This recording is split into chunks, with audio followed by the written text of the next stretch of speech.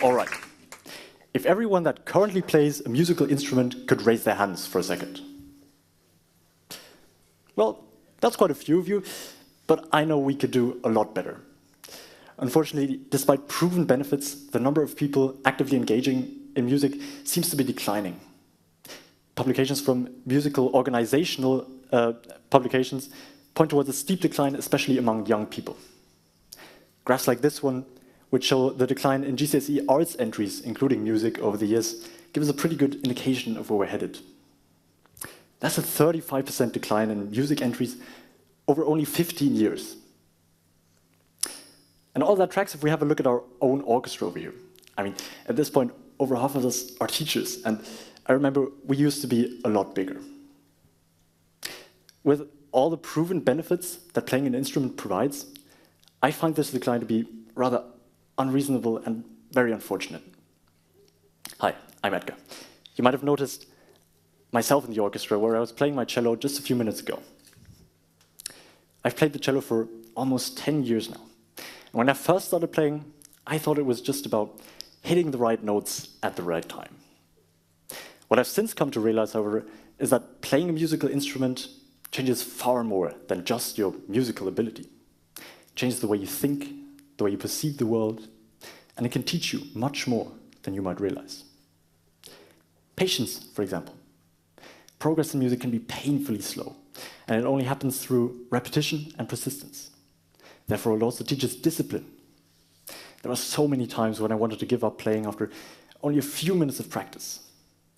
But over time, I learned how rewarding it feels to stay committed to something, despite its difficulties. Beyond that, music is also an excellent emotional outlet. Whenever I felt stressed, angry, or frustrated, I could use my cello as a creative release for my emotions. Science also supports that these benefits aren't just perceived, but actually have measurable effects on the brain. Neuroscientist Gottfried Schlauch, for example, demonstrated musicians often show an increase in gray matter volume in areas related to motor control, spatial reasoning, of course, auditory processing, along with many others. And this doesn't really come as a surprise, seeing as playing an instrument forces the brain to perform several demanding tasks all at the same time.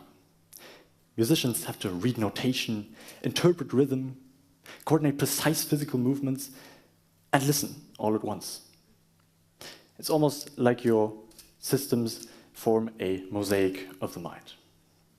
Beyond that, music has also been linked to improved emotional well-being, reduced stress levels, and delayed cognitive decline later in life. And keep in mind, these benefits aren't just reserved for professional musicians. You don't have to reach a virtuose level or even be above average to experience these benefits. Even beginners can see improvements to critical skills useful in day-to-day life. So, if playing an instrument really is all that great, why aren't more people doing it? Well, previously mentioned decline in musical education is one factor, but there also seems to be a common misconception among adults. People seem to think there's an upper age limit for when it stops making sense to bother trying. Many adults will never even consider starting because they feel they're already too late. But all that couldn't be further from the truth. Yes, children might have an easier time picking up skills faster, but adults bring several other advantages to the table. They're often more disciplined, show greater motivation, and set clearer goals for themselves from the start. For any audience members that are parents, teaching a child to learn an instrument might be one of the most valuable opportunities you can provide for them. Not because they'll necessarily grow up to be professional musicians, but because of the useful skills they gain along the way. Yes, music teaches patience, discipline, and persistence, but at the same time, it allows for individuality and self-expression. And how many other hobbies do all of those at once? With that in mind, I want to leave you with a simple idea. Imagine a world where everyone, at some point in their life, tries to pick up an instrument. Not perfectly or professionally, but willingly.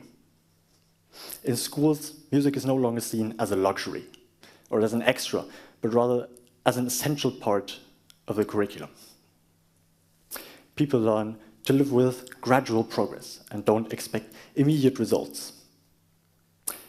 People learn to accept failure as an essential part of the learning process. I could go on, but you get the idea.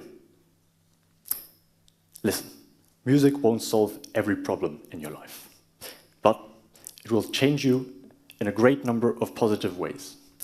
And I think that's more than enough reason to give it a try. Thank you.